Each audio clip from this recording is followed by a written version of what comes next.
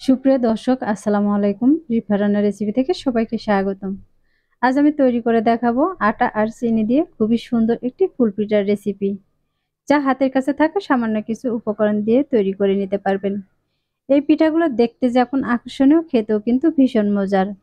খুবই ইউনিক একটি রেসিপি, যা বানিয়ে পরিবারের সবাইকে কিন্তু অবাক করে দিতে পারেন। তাহলে আর কথা না বাড়িয়ে চলে যাচ্ছি মূল রেসিপিতে। আজকের এই রেসিপিটি বানানোর জন্য প্রথমে একটি মিক্সিং বলে দিয়ে দিচ্ছি আমি 1 কাপ পরিমাণে আটা। আপনারা চাইলে কিন্তু এটা ময়দা দিয়েও করে নিতে পারেন। তার সাথে দিয়ে দিচ্ছি সামান্য পরিমাণে লবণ আর দিয়ে দিচ্ছি সামান্য পরিমাণে বেকিং পাউডার। এখন এই শুকনো উপকরণগুলোকে চামচ দিয়ে আমি খুব ভালোভাবে মিশিয়ে নিব। এটাকে কিন্তু আমার মেশানো হয়ে গেছে। এখন এর মাঝে দিয়ে দিচ্ছি আমি 2 টেবিল চামচের মতো রান্নার তেল। তেলটা দিয়ে আমি এই আটাটা খুব ভালোভাবে মিশিয়ে নিব। এভাবে হাত দিয়ে ঘষে ঘষে কিন্তু খুব সুন্দর করে ময়ম করে নিতে হবে। দেখতে পাচ্ছেন এই কাজটা আমি কিভাবে করতেছি। এটাকে কিন্তু আমার ময়াম দেওয়া হয়ে গেছে। এখন আমি এর মাঝে দিয়ে দিচ্ছি পরিমাণ মতো পানি। একটু পানি দিয়ে আমি এটাকে খুব সুন্দর করে মাখিয়ে নিব।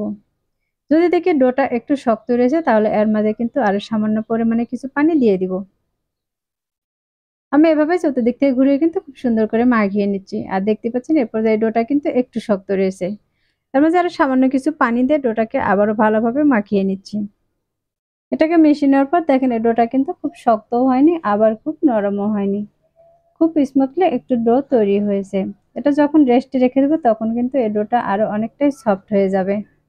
এখন এটাকে আমি ঢাকনা দিয়ে 5 মিনিটের জন্য রেস্টে রেখে দিচ্ছি। এখন আমি একটি ফ্রাই প্যানে 2 টেবিল চামচের মতো তিল দিয়ে তিলটাকে একটু ভেজে নিচ্ছি। এই তিলটা কিন্তু খুব লাল করে ভাজবো না, একটু এক থেকে এই তিলটাকে 1 মিনিটের মতো ভেজে আমি একটি বাটিতে উঠিয়ে নিয়েছি। আর এই তিলটা কিন্তু খুব একটা কালার করে ভেজে নিইনি। আর এখন এই ফ্রাই প্যানে দিয়ে দিচ্ছি আমি 3 টেবিল চামচের মতো চিনি। চিনিটা দিয়ে আমি খুব সুন্দর একটি শিরা বানিয়ে নিব। আর তার সাথে দিয়ে দিচ্ছি 3 টেবিল চামচ পরিমাণে পানি। এই চিনি আর পানিটাকে আমি 1 থেকে 2 মিনিটের মতো জাল করে নিব। 1 থেকে 2 মিনিট জাল করে নিলে দেখবেন এটার উপরে কিন্তু খুব সুন্দর করে বলক চলে আসবে। আর এটাকে কিন্তু আমি খুব ঘন একটি শিরা বানাবো না, একটু পাতলা করে শিরাটা বানিয়ে নিব। আবার খুব বেশি পাতলাও রাখবো না। যখন একটু আঠালো ভাব চলে আসবে তখন কিন্তু আমি এগুলোকে নামিয়ে নিব। এখন এটাকে আমি সাইডে রেখে দিচ্ছি।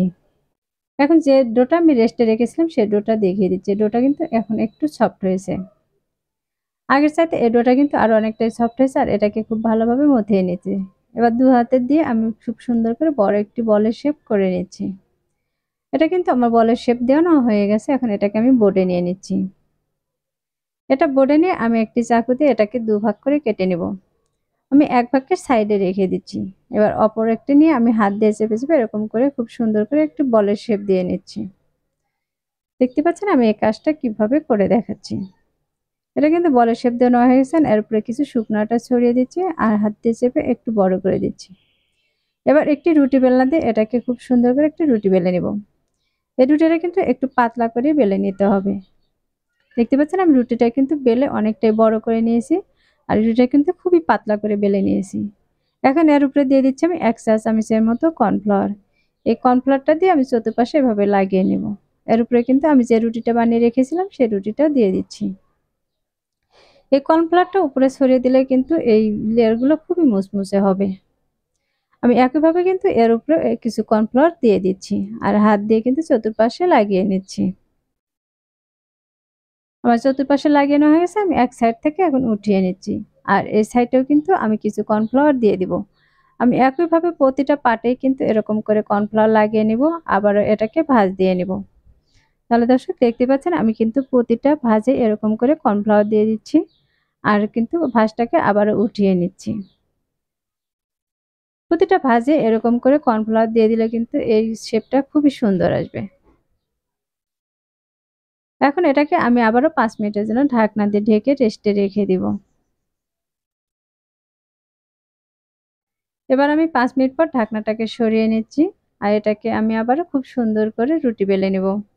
একটি রুটি বেলনাতে এটাকে আস্তে ধীরে খুব সুন্দর করে রুটি বেলে নিতে হবে। এটা কিন্তু খুব জোরে চাপ দিয়ে রুটি বেলে নেওয়া যাবে না। যদি জোরে চাপ দিয়ে রুটি বেলে নেওয়া হয় তাহলে কিন্তু এর লেয়ারটা নষ্ট হয়ে যেতে পারে। দেখতে পাচ্ছেন এ পর্যায়ে কিন্তু আমি খুব বড় একটি রুটি বেলে নিয়েছি। এবার এর চতুর সাইড থেকে আমি অসমান অংশগুলোকে কেটে সমান করে নিব। তাহলে দর্শক দেখতে পাচ্ছেন আমি কিন্তু চতুর্পাশ থেকে এই অসমান অংশগুলোকে কেটে সমান করে নিয়েছি। আর এটাকে কিন্তু একটু চারকোনা রুটি বেনে নিয়েছি। এবার এই রুটির উপরে আমি একটি স্কেল দিয়ে সমান করে কেটে নেব। আমি প্রথমে কিন্তু এরকম করে লম্বা করে কেটে নেব। যদি স্কেল দিয়ে কেটে নেওয়া হয় তাহলে কিন্তু এর পিঠাগুলো সবগুলো শেপই খুব সুন্দরভাবে হবে। আর সবগুলো পিঠা কিন্তু একই মাপেরই হবে। দেখতে পাচ্ছেন আমি কিন্তু একইভাবে এক সাইড করে কেটে নিয়েছি। এখন আমি অন্য সাইড করে আবারও কেটে নিব। এই সাইডটাও কিন্তু আমি একই সমান করে প্রতিটা পিঠায় কেটে নিচ্ছি। আমার কিন্তু এগুলো কেটে নেওয়া হয়ে গেছে। এখানে আমি এখন ২ পিস করে এক জায়গায় করে নেব। আপনারা চাইলে কিন্তু এটাকে ৩ পিস করেও এক জায়গায় করে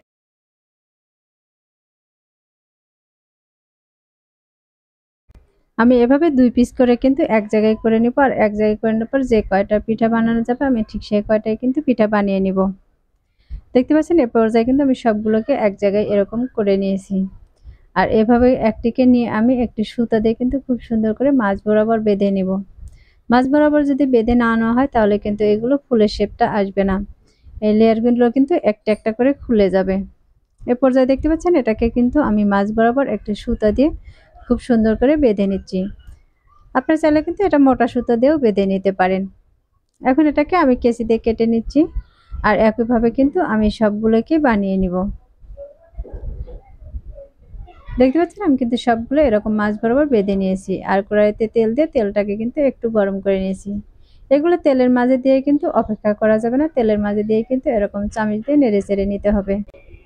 এগুলোকে নেড়েচেড়ে নিয়ে খুব সুন্দর করে কিন্তু একটি ফুলের ডিজাইন করে নিতে হবে। আর একটি চামচ দিয়ে এরকম করে খাড়া করে ধরে রাখতে হবে। এখন এটাকে একটি চামচ দিয়ে ধরে রাখবো আর আরেকটি চামচ দিয়ে এরকম কিন্তু মাঝ বরাবর এরকম তেলটা ছড়িয়ে দিব। তেলটা দিয়ে দিলে দেখা যাবে এগুলো লেয়ারগুলো কিন্তু খুবই আগলা হয়ে যাবে আর একটি ফুলের ডিজাইন কিন্তু তৈরি হয়ে যাবে। দেখতে পাচ্ছেন এটা কিন্তু ফুলের ডিজাইনটা তৈরি হয়ে গেছে। আর এটাকে উল্টিয়ে পাল্টিয়ে আমি ভেজে নেব। এটাকে খুব কড়া লাল করে ভেজে নিব না, এরকম হালকা কালার করে ভেজে নিতে হবে। এ পর্যায়ে কিন্তু এটা ভাজা হয়ে গেছে। এখন এটাকে আমি তেল ঝরিয়ে উঠিয়ে নিব। আর একইভাবে কিন্তু আমি আরেকটিও ভেজে নিচ্ছি। দেখতে পাচ্ছেন একইভাবে কিন্তু আমার আরেকটিও ভেজে নেওয়া হয়ে গেছে। এখন এটাকে আমি তেল ঝরিয়ে উঠিয়ে নিব। আর একইভাবে কিন্তু সবগুলোকে আমি ভেজে নেব। তাহলে দর্শক দেখতে পাচ্ছেন আমি কিন্তু এখানে সবগুলো ভেজে নিয়েছি। আর যে তিলটা ভেজে রেখেছিলাম সে তিলটা কিন্তু আমি এর উপরে দিয়ে দিচ্ছি। আমি সবগুলো পিঠার গায়ে কিন্তু এরকম করে তিলটা দিয়ে দিচ্ছি। এগুলো মাঝ বরাবর এরকম তিল দিয়ে দিলে কিন্তু দেখতেও খুবই সুন্দর দেখা যাবে। এখন এর উপরে আমি যে শিরাটা বানিয়ে রেখেছিলাম সেই শিরাটা কিন্তু খুব সুন্দরভাবে লাগিয়ে নিব। এই পিঠাগুলো কিন্তু শিরার মাঝে দিয়ে ডুবানোর প্রয়োজন নেই, এরকম উপরে দিয়ে দিলে কিন্তু হবে। আমি একইভাবে কিন্তু সবগুলো পিঠার গায়ে এরকম করে শিরাটা লাগিয়ে নিব। আর এই তিলের উপরে সামান্য পরিমাণে শিরা দিয়ে দিচ্ছি যেন তিলটা খুব সুন্দরভাবে সেট হয়ে যায়। এ পর্যায়ে কিন্তু আমার এগুলো রেডি হয়ে গেছে। আর দেখতে পাচ্ছেন এগুলো দেখতে কতটা সুন্দর দেখা যাচ্ছে আর কতটা লোভনীয় হয়েছে। তাহলে দর্শক আমার রেসিপিগুলো যদি ভালো লেগে থাকে তাহলে ভিডিওতে একটি লাইক দিয়ে শেয়ার করার অনুরোধ রইল। রেসিপিটি অবশ্যই বাসায় একবার ট্রাই করবেন আর আমাকে কমেন্টে লিখে জানাবেন আমার আজকের রেসিপি আপনাদের কাছে কেমন লেগেছে। আমার চ্যানেলটি এখনো সাবস্ক্রাইব করে না থাকলে চ্যানেলটি সাবস্ক্রাইব করার অনুরোধ রইল। আজকের মতো এখানেই বিদায় নিচ্ছি। সবাই ভালো থাকবেন, সুস্থ থাকবেন। আল্লাহ হাফিজ।